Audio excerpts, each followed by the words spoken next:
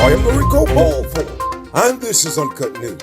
This morning, 6 PPPC councillors from the Rosignol NDC resigned after accusing Dom Lal of harassing and threatening them. Samuel Jagnadan, Iqbal Ali, Agnes Karamchand, Hamwati Prasad, and Joseph Tribwan, and even the market chairman of the NDC, Chatti or Puran, have all decided to hang up their hats, citing a workplace that made it impossible for them to do their work. But according to some, it's because they refused Damlal's direct order to clear out certain vendors from their local market. Unfortunately, details are limited because the mainstream media for some reason decided not to cover this story. I wonder why. Early Saturday morning, the GRA seized a boatload of smuggled chicken near Buxton. According to the GRA, they received a tip regarding the illegal operation and went to the location where they saw the boat full of smuggled chicken in a waterway in the community. The smugglers supposedly saw the men coming and fled, leaving over 3 tons of Rockingham-branded chicken in the speedboat. Although I have 2 questions. A, why are we smuggling chicken when we've got it in huge amounts over here? And B, how can they even tell that the chicken was smuggled in the first place? Suriname has just deported 4 Guyanese who have just finished their prison sentences over there. The men were handed over to local authorities yesterday and are expected to be released back into the public after being processed. But since you all are fast, I'll go ahead and tell you all their business. 39-year-old Andre Rag Mangal of Bartka served 1 month in prison for overstaying his visa, a classic Guyanese crime. 31-year-old Govinda Danraj of Nonpareil served 2 months for domestic violence assault. He needed more time if you ask me. 47-year-old Shandadeen Bacchus of Quarantine served 2 years for drug pushing. And 58-year-old Nazim Shah of Parika just finished 2 years for wounding someone. This morning, a man was killed after he was struck down by a truck in Georgetown.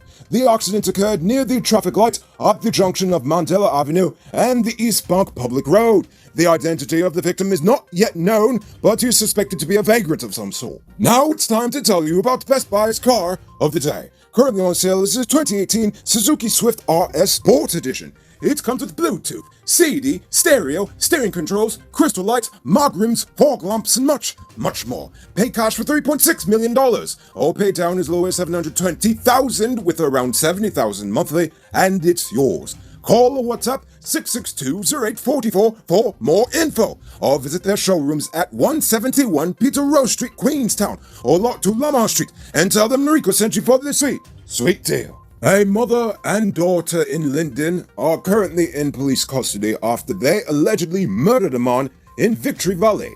The victim is 47-year-old Samuel D'Souza, a laborer of Lot 50 Victory Valley, Wisma, Linden. According to police, the man and the 2 women got into an altercation shortly before he ran away from them and into the woods. 30 minutes later, he popped up dead. The police are currently investigating the death to actually see if they were the ones who murdered him or really what's going on here.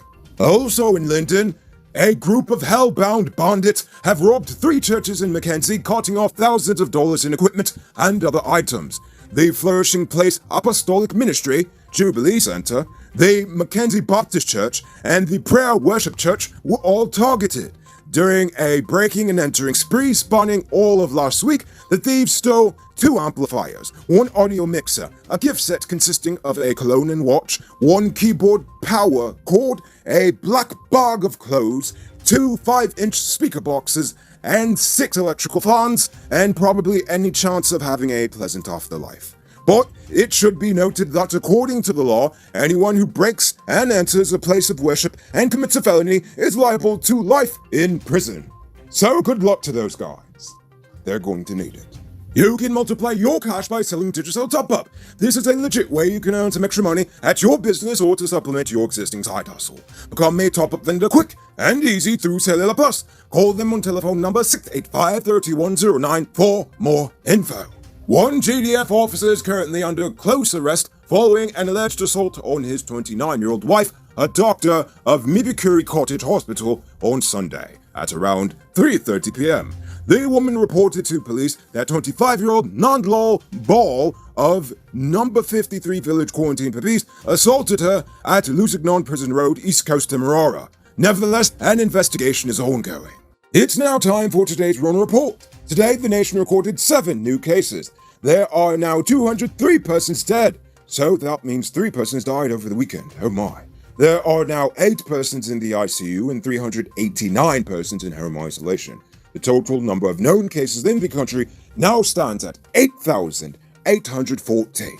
So please, people, wash your hands frequently. Avoid touching your nose and mouth and mask up before you leave the house. When you do leave home, try to avoid enclosed spaces and large crowds. And remember to give 6 feet of space between you and others. Now, let's take a look at news in the region. Good news for all you Bajan potheads out there. On Friday, the island of Barbados officially decriminalized small amounts of cannabis. Persons caught with 14 grams or less of psilocybin asbestos will be fined by the court instead of facing time. Attorney General Dale Marshall argued in support of the legislation that a criminal record, which can only be expunged after 3 years, can prevent many young persons from being hired. Yes, so they can have their lives ruined, all because they just wanted a hit of the devil's lettuce. Robbery season might be over, but the streets are still mean. If I were you, I would consider getting security for the home or business. I personally recommend Sheriff Security Service. I find that they are the most professional, with well-trained armed or unarmed guards. Get some security, people. One popular Jamaican dancehall music producer was arrested last week in South Florida for allegedly scamming an 88-year-old man of US $63,000. The owner of the label Poppy Dawn Music, Dante Johnson, has been charged with criminal use of personal identification, bank fraud, and grand theft of a firearm. The 25-year-old Jamaican has since been released on bond in the US, but a further probe is ongoing as it is believed that the Jamaican scammed the total of US $300,000 from 17 other elderly persons across the US. It is alleged that the elderly man in question believed he was paying taxes for a lottery winning in advance. He deposited US $63,000 into 2 separate bank accounts. When they caught on to the scam, a police report was filed in October of last year, thus leading to Johnson's arrest this month. And now for our weird news story of the day. Greenpeace activists are known for pulling various stunts around the world in protest of climate change and other environmental issues. Now, 9 Greenpeace activists were arrested Friday for vandalizing an Air France jet with green paint to bring attention to the air pollution caused by passenger jets. Authorities said they got inside Charles de Gaulle Airport in Paris by scaling a fence at the edge of the tarmac. With an extendable paint roller, they painted on one side of a parked Boeing 777 before climbing onto the jet. It was empty, by the way. Greenpeace said they did it to raise awareness on greenwashing of climate change and environmental regulation. It also said it was organized ahead of the climate bill debate in the French Parliament. Although if you ask me, they are lucky. If this was Trumpistan, they probably would have got shot and called terrorists. If you own one of the best diesel engines in the world, then the name Cummins is very familiar to you. But even the best engines need spare parts, am I right? Powered Automotive Truck Spares and Engine Parts at 1161 EE Eccles stocks Cummins engines parts for 6BT and 6CT engines and much more. Call or WhatsApp 6970171 or follow Powered Automotive Truck Spares and Engine Parts on Facebook. Moving on to our Uncut News viewers poll question of the day. Every day we pose a question about current events in Guyana, the region, the diaspora, and how you feel it relates to us. So you give your responses in the comments, and we'll read the best ones in the following episode.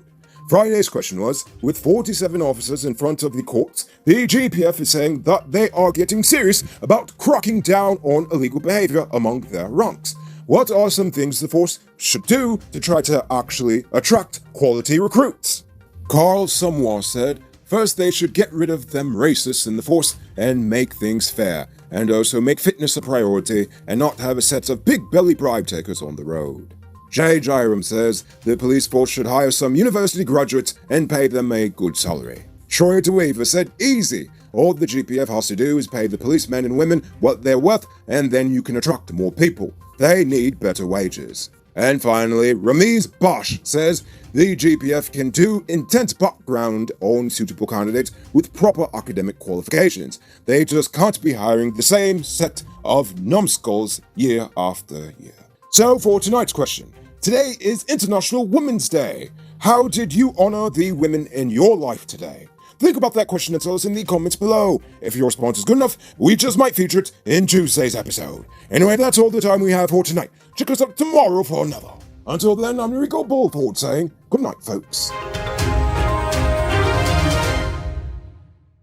Hey, Uncut News viewers, thanks for watching. You can subscribe by clicking on this button over here, or click over there for more news. You can also drop a comment to let me know if you've made it to the end of the video.